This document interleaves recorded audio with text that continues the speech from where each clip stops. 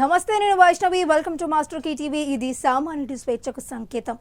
Metro rail విస్తరణ, మూసీ నది పరివాహక అభివృద్ధికి తక్కువ వడ్డీకి రుణాలు, వివిధ విభాగాల్లో పెట్టుబడులపై JICA India chief representative Saito మిస్తునోరితో సీఎం రేవంత్ రెడ్డి సమావేశం చర్చించారు. ఈ సమావేశంలో మంత్రులు భట్టి విక్రమార్క, ఉత్తమ్ కుమార్ రెడ్డి, పొంగులేటి శ్రీనివాస్ రెడ్డి ఉన్నారు. ఈ నేపథ్యంలో సైటో సానుకూలంగా స్పందించారు.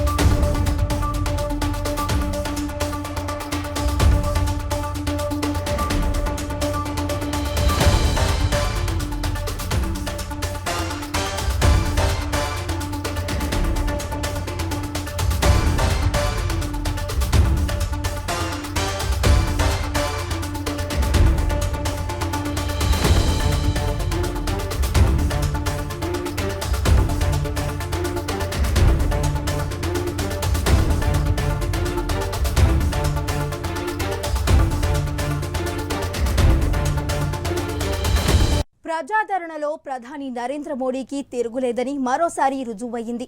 మన దేశంలోనే కాదు, అంతర్జాతీయంగా మోదీకి ఆదరణ ఉందని తాజా సర్వే తేల్చింది. ప్రపంచంలోనే అత్యంత ప్రజాదరణ కలిగిన దేశాధినేతల్లో మోదీకి అగ్రస్థానం కట్టబెట్టింది. మార్నింగ్ కన్సల్ట్ సర్వే విడుదల చేసిన ర్యాంకింగ్స్ జాబితాలో భారత ప్రధాని నరేంద్ర మోడీ 77% రేటింగ్తో టాప్లో నిలిచారు.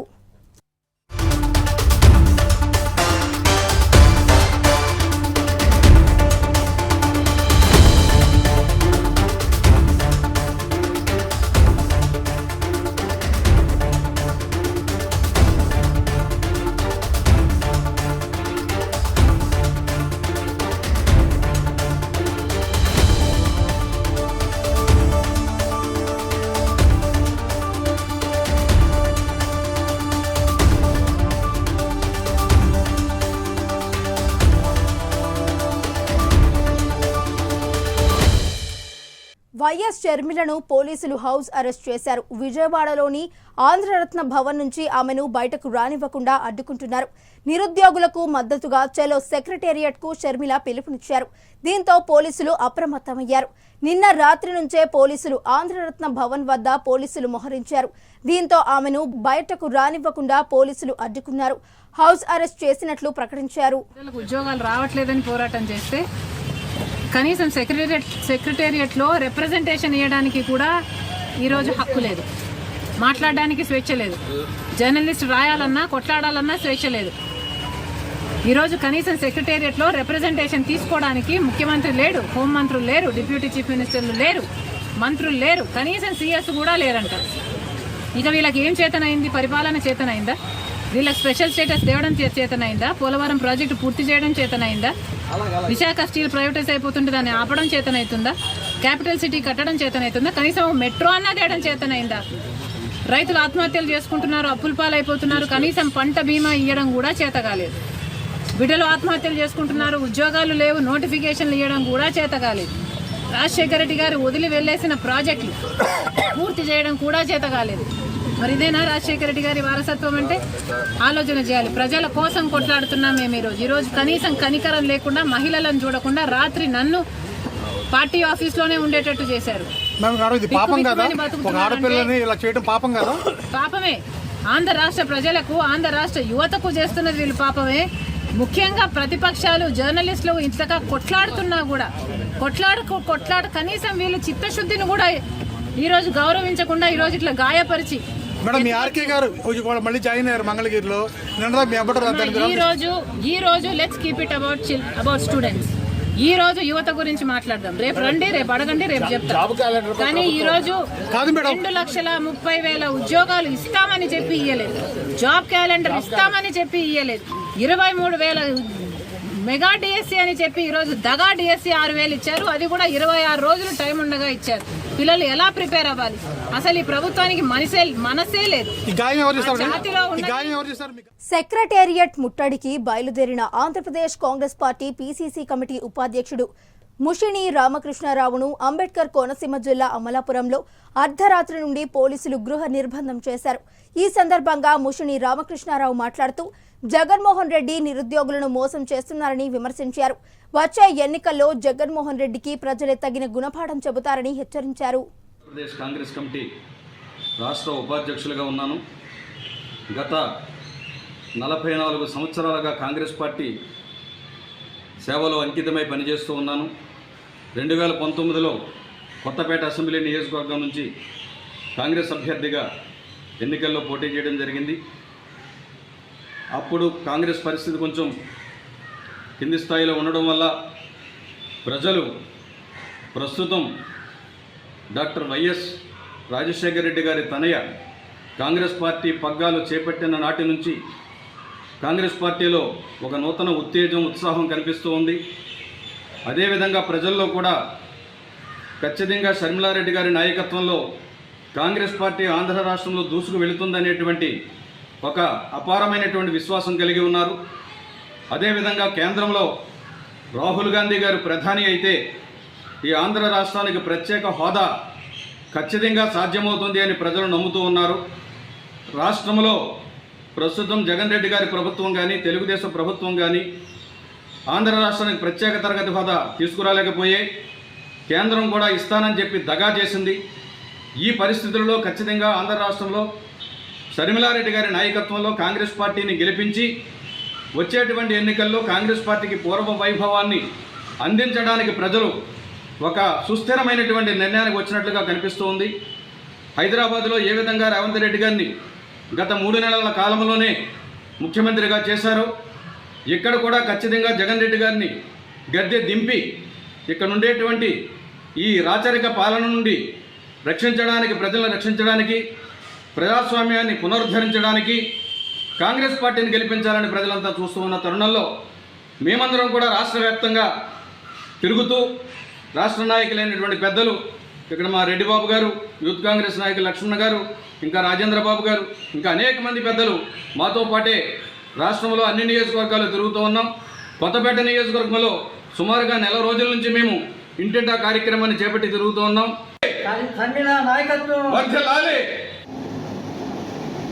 ఈ నెల 27న కేంద్ర మంత్రి రాజ్నాథ్ సింగ్ పర్యటన ఉందని రాష్ట్ర బీజేపీ అధ్యక్షురాలు పురంధేశ్వరి తెలిపారు. ఏలూరు నగరంలోని ఇండోర్ స్టేడియంలో నిర్వహించే బహిరంగ సభ ఏర్పాట్లను పురంధేశ్వరి పరిశీలించారు. అనంతరం ఏర్పాటు చేసిన సమావేశంలో ఆమె మాట్లాడుతూ కేంద్ర ప్రభుత్వం ఇస్తున్న సంక్షేమ పథకాలను రాష్ట్ర ప్రభుత్వం తమ పథకాలుగా చెప్పుకుంటూ ప్రజలను మోసం చేస్తున్నారని విమర్శించారు. బీజేపీ ఆధ్వర్యంలో రాష్ట్ర వ్యాప్తంగా పల్లె నిద్ర, వికసిత భారత్, ప్రజా పోరు తదితర కార్యక్రమాలపై బీజేపీ కార్యకర్తలు అన్ని గ్రామాల్లో సందర్శించారని తెలియజేశారు.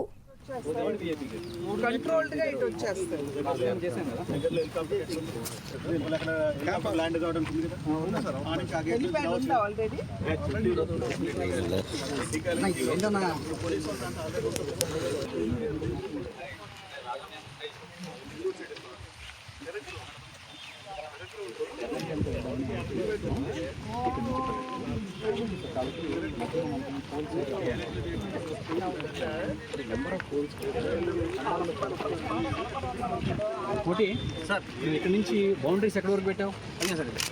వైట్ లైన్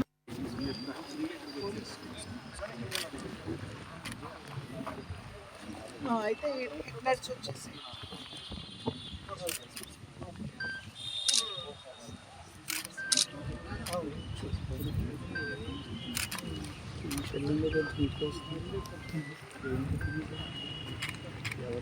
బాగా చెప్పండి. రాష్ట్ర ప్రభుత్వ పాలనలో వాలంటీర్ల వ్యవస్థ ఎంతో సమర్థవంతంగా పనిచేస్తోందని రాష్ట్ర మాజీ ఉప ముఖ్యమంత్రి ఏలూరు శాసనసభ్యులు ఆళ్ల నాని వ్యాఖ్యానించారు. ఏలూరు జిల్లా నగరంలోని డీసీఎంఎస్ కార్యాలయంలో వాలంటీర్లకు వందనం కార్యక్రమం నిర్వహించారు. ఈ సందర్భంగా ఆళ్ల నాని మాట్లాడుతూ రాష్ట్రంలో జగన్మోహన్ రెడ్డి పాలనలో భాగంగా వాలంటీర్లు ప్రజల్లో కలిసిపోయి ప్రభుత్వ పథకాలను ప్రతి ఇంటికి తీసుకువెళ్లారని అభినందించారు.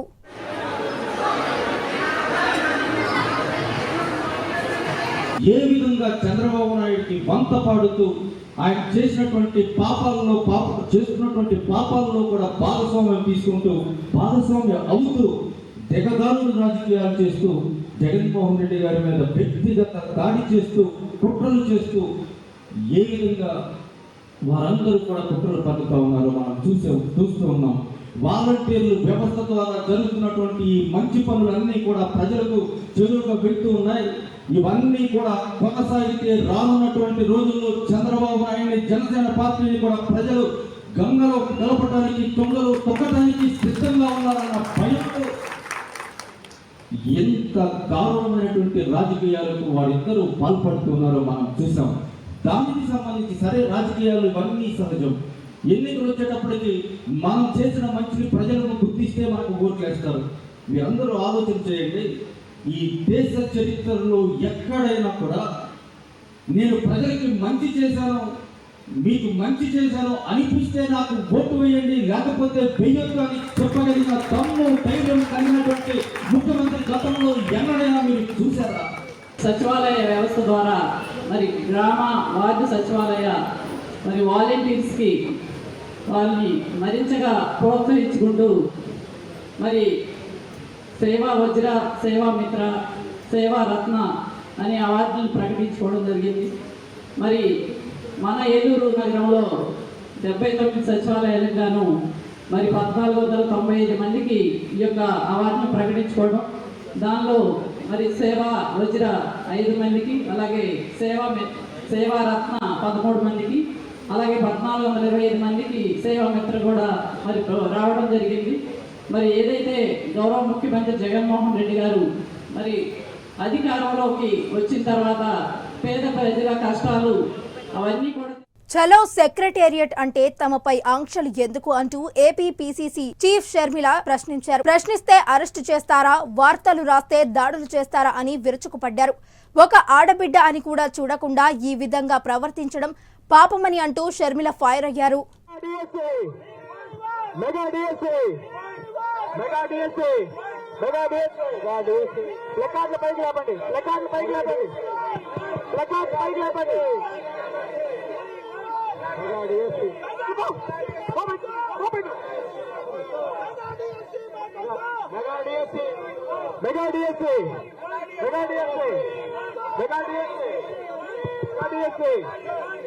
చెప్పండి. నిజంగా ఇది బాధ.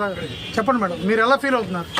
అమ్మ ఎలా ఫీల్ అవుతుంది, నాన్న ఎలా ఫీల్ అవుతాడు ఈ సంఘటన చూసి? ఆయన ఆత్మ శోభిస్తూనే ఉంటుంది, అమ్మ కూడా బాధపడతారు. ఈరోజు రాజశేఖర రెడ్డి బిడ్డ పోరాటం చేస్తుందంటే ఎందుకోసం చేస్తుంది?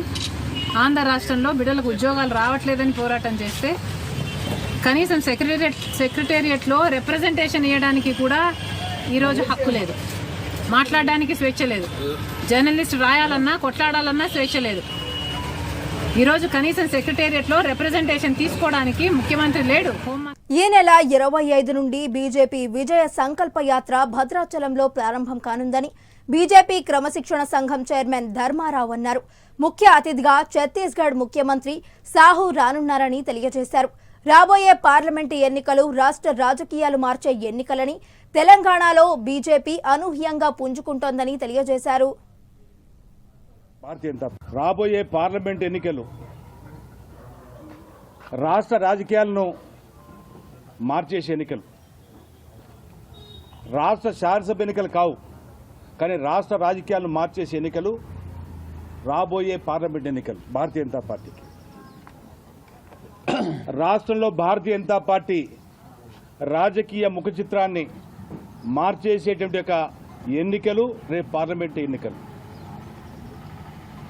ఊహించని పరిణామాలు, ఊహించే పరిణామాలు రెండు కూడా సాధ్యం, ఏది కూడా అసాధ్యం కాదు. త్రిపుర రాష్ట్రంలో కమ్యూనిస్టులు మేము తప్పితే ఇంకోటి లేదు, మేము తప్పితే ఇంకోటి ఎవరు ఉండొద్దు అనే ఒక అహంకార ధోరణితోటి వారి యొక్క ఏకఛత్రాధిపత్యానికి భారతీయ జనతా పార్టీ ఒక సీటు నుంచి అధికారంలో రెండోసారి భారతీయ జనతా పార్టీ అధికారాన్ని కైవసం చేసుకున్నది. ఏది అసాధ్యం కాదు. రాజకీయాల్లో కానీ, రాణించడంలో కానీ, రాజకీయ ఒరవడి కానీ, పథ్యాన్ని మరి రాజకీయం కానీ అంబేద్కర్ కోనసీమ జిల్లా ప్రధాన కేంద్రమైన అమలాపురంలో ప్రస్తుతం తహసీల్దార్ కార్యాలయం అంతా ఖాళీగా దర్శనమిస్తోంది.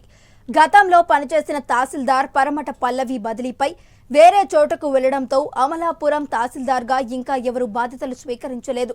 గతంలో అప్పటి తహసీల్దార్గా పనిచేసిన ఠాగూర్ బదిలీపై వెళ్లినప్పుడు కొందరు ఏకంగా తహసీల్దార్ కార్యాలయం ఎదుట బాణాసంచా కాల్చి పండుగ చేసుకున్నారు. అందుకే అమలాపురం తహసీల్దార్గా బాధ్యతలు చేపట్టాలంటే వెనుకడుగు వేస్తున్నారని పబ్లిక్ టాక్.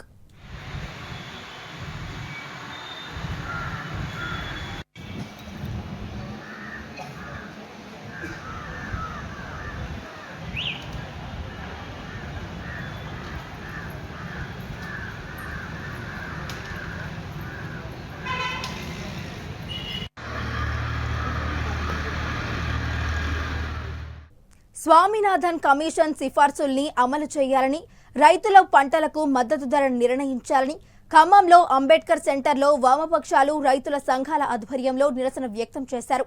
కేంద్ర ప్రభుత్వం దిష్టిబొమ్మలను దగ్ధం చేయాలని, ఢిల్లీ సరిహద్దుల్లో రైతులపై నిర్బంధం వేయాలని కేంద్ర ప్రభుత్వం డిమాండ్ చేసింది. ఉద్యమం మీద నరేంద్ర మోడీ హర్యానా బోర్డర్లో కాల్పులు జరిపి శుభకిరణ్ అనే యువ రైతుని బలి తీసుకోవడం జరిగింది. ఇప్పటి గతంలో 3 నెలల చట్టాలు చేసుకొచ్చిన నరేంద్ర మోడీ ఆ 3 చట్టాలు రద్దు చేయాలని చెప్పి దాదాపుగా సంవత్సరం పాటు దేశ రాజధాని ఢిల్లీ కేంద్రంగా లక్షలాది మంది రైతులు చేసిన ఆందోళనకి తలొగ్గి మొట్టమొదటిసారి ఆ చట్టాన్ని ఉపసంహరించుకోవడం చెప్పడం జరిగింది. ఆ రోజునే వ్యవసాయ పంటలకి కనీస మద్దతు ధర అమలు చేయాలని చెప్పి చట్టం చేయాలని చెప్పి కోరడం జరిగింది. ఆ హామీని కూడా ఇవ్వడం జరిగింది. కానీ గత 2 సంవత్సరాలుగా సాగినటువంటి క్రమంలో ఆ కనీసం వ్యవసాయ దానికి మద్దతు చట్టాన్ని తయారు చేయాలని చెప్పినప్పటికీ కూడా దాన్ని అమలు చేయకుండా నిర్లక్ష్యం వహించిన దాని నిరసనగా నరేంద్ర మోడీ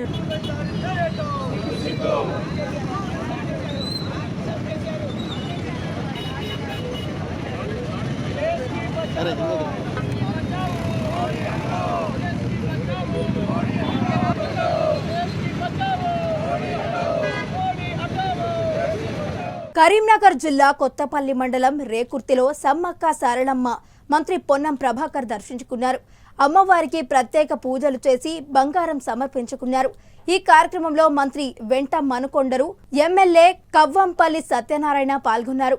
అనంతరం మంత్రి మాట్లాడుతూ ప్రభుత్వం ఏర్పడి 70 రోజులు కూడా కాలేదు, అప్పుడే విమర్శలు చేస్తున్నారని ఆరోపించారు. రేకుర్తి సమ్మక్క సారక్కల్ని నేను అదేవిధంగా జిల్లా కాంగ్రెస్ అధ్యక్షుడు శాసనసభ్యుడు డాక్టర్ సత్యనారాయణ గారు, స్థానిక అభ్యర్థి శ్రీనివాస్ గారు, నగర కాంగ్రెస్ అధ్యక్షులు నరేందర్ రెడ్డి గారు, మిగతా నాయకత్వం, స్థానిక వ్యవస్థాపక చైర్మన్, ఇక్కడ స్థానిక నాయకులందరితో కలిసి దర్శించుకోవడం జరిగింది. ఈ సందర్భంగా ఆ అమ్మవార్ల ఆశీర్వచనం అందరిపై ఉండాలని, ముఖ్యంగా మా ప్రభుత్వం ప్రజల ప్రభుత్వంగా, ప్రజాప్రభుత్వంగా ప్రజల సంక్షేమం కొరకు తీసుకున్న నిర్ణయాలన్నీ అమలయ్యే విధంగా ఆ అమ్మవార్లు బలాలు ఇవ్వాలని, అదేవిధంగా ఈ మధ్యకాలంలో కొన్ని రాజకీయ పార్టీల వాళ్ళు ప్రభుత్వాలు కూలుస్తాం, ప్రభుత్వం ఉండదు అనే మాటలు మాట్లాడుతున్న సందర్భంగా సమ్మక్క సారక్క బలంతో దర్శించుకున్న తర్వాత అమ్మవారి వాక్కుగా ఎవరికి టచ్ చేసే ధైర్యం లేదు. ప్రజాస్వామ్యంలో ప్రజాప్రభుత్వం ఇది, ప్రజలతో ఎన్నుకోబడ్డ ప్రభుత్వం. ఇచ్చిన హామీలన్నీ అమలు చేసి ప్రజల కొరకు పనిచేసే ప్రభుత్వంగా తప్పకుండా భవిష్యత్తులో అన్నీ అమలు చేస్తామనే మాట సందర్భంగా తెలియజేస్తూ, ప్రజాస్వామ్యంగా ఎన్నికైనటువంటి ప్రభుత్వాన్ని కూల్చాలనే కుట్ర చేస్తున్నటువంటి వాళ్లకు చురుకబెట్టే విధంగా నేను అడుగుతా ఉన్నా. మీరు చేతనైతే సంపూర్ణ మద్య నిషేధం చేసి ఆడబిడ్డల జీవితాలకు బాధలు లేకుండా చేస్తాను అని చెప్పి ప్రభుత్వం మాట నిలబెట్టుకోకపోవడం చాలా బాధాకరమని ప్రగతిశీల మహిళా సంఘం అధ్యక్షురాలు లక్ష్మి ఫైర్ అయ్యారు. ప్రగతిశీల మహిళా సంఘం 50 సంవత్సరాలు పూర్తి చేసిన సందర్భంగా మహిళలపై జరుగుతున్న అన్యాయాలను, మద్యం, గంజాయి, మత్తు పదార్థాలకు వ్యతిరేకంగా సదస్సు నిర్వహించారు.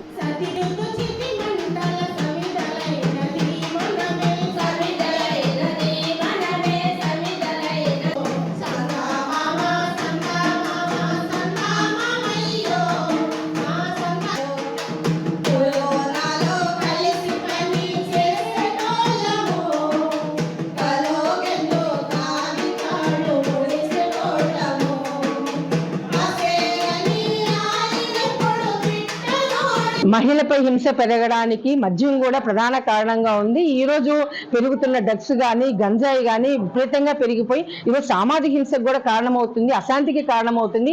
ఈ విషయాలన్నీ కూడా తెలిసినప్పటికీ ప్రభుత్వము ఈ వ్యసనాల బారి నుంచి బయటపడాల్సిన ప్రభుత్వము ఈరోజు అనధికార మద్యాన్ని మొత్తం నియంత్రిస్తాన ప్రభుత్వము దశల వారీగా మద్య నిషేధాన్ని ప్రకటిస్తూ పూర్తిగా సంపూర్ణ మద్య నిషేధాన్ని చెప్పి చేస్తానని చెప్పిన ప్రభుత్వము అవన్నీ బుట్ట దాఖలు చేసి ప్రభుత్వం ఈ రోజు 250% మద్యం అమ్మకాలను పెంచింది. కాబట్టి గతం కంటే ఈ రోజు రాబోయే కాలానికి ఇంకా అమ్ముతా మద్యం అని చెప్పేసి ఇంకా అడ్వాన్స్ తీసుకునే స్థితి ఉంది. చాలా అన్యాయమైనది. కాబట్టి ఎన్నికల సందర్భంగా ప్రతి ఒక్క ఎన్నికల్లో పోటీ చేసే రాజకీయ పార్టీలన్నీ కూడా తమ మేనిఫెస్టోలో మహిళలపైన ఈ రోజు ఆర్థిక హింసకు కానీ కుటుంబ హింసకు కానీ లైంగిక హింసకు కానీ కారణమవుతున్న విజయనగరం జిల్లా చీపురుపల్లి నుంచి పోటీ చేయమని అధిష్టానం నుండి ప్రపోజల్ వచ్చిందని టీడీపీ ఎమ్మెల్యే గంటా శ్రీనివాసరావు తెలిపారు.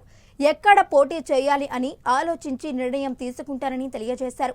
నా మనసు విశాఖపైనే ఉందని, ఇక్కడ ఎంపీగా పనిచేశానని, 4 నియోజకవర్గాల్లో ఎమ్మెల్యేగా గెలిచా అని అన్నారు.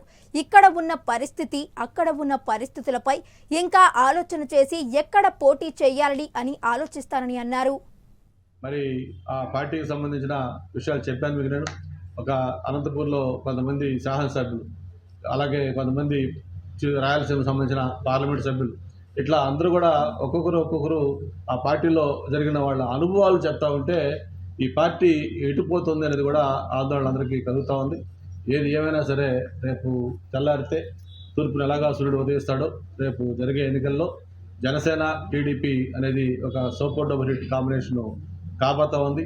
మొత్తం ఈ ఉత్తరాంధ్ర 3 జిల్లాల్లో నేను మొన్న మీటింగ్లో చెప్పినట్టుగా మళ్ళీ చెప్తా ఉన్నాను. ఏ సీటు మేము గెలుస్తామో చెప్పాలంటే వాళ్ళకి పలానా సీట్లు గ్యారెంటీ కనపట్ల. అంత స్పష్టంగా తెలుగుదేశం జనసేన గాలి అనేది ఇస్తుందని చెప్పి కూడా తెలియజేసుకుంటూ, అలాగే ముఖ్యంగా డిఎస్సి ఏదైతే ప్రభుత్వం అనుకుంటున్నాను డెఫినెట్గా, ఎందుకంటే టైం కూడా చాలా తక్కువ ఉంది. ఓన్లీ 45 days ఎలక్షన్ షెడ్యూల్ ఉన్న ఇండికేషన్స్ ప్రకారం. అందుకని త్వరలోనే, కాకపోతే ఏంటంటే ఆల్రెడీ తెలుగుదేశం పార్టీ కానీ జనసేన పార్టీ కానీ మెజారిటీ స్థానాల్లో ఒక క్లారిటీకి వచ్చింది. కాకపోతే ఉమ్మడిగా బీజేపీ కూడా కొత్తగా డెవలప్మెంట్లో ఉంది. కాబట్టి బీజేపీ జనసేన టీడీపీ వన్స్ ఒకసారి ఫైనల్ అయిన తర్వాత ఏ సీట్లు ఎవరెవరు అని తెలిసిన తర్వాత ఆ పార్టీలు కూర్చొని వాళ్ళ అభ్యర్థులను ఫైనల్. ఇక ఇవి ఈ బులెటిన్ అప్డేట్స్. మరిన్ని అప్డేట్స్ తో మళ్ళీ కలుద్దాం. అంటే దానికి వాచింగ్ మాస్టర్ కి టీవీ. ఇది సామాన్యుడి స్వేచ్ఛకు సంకేతం.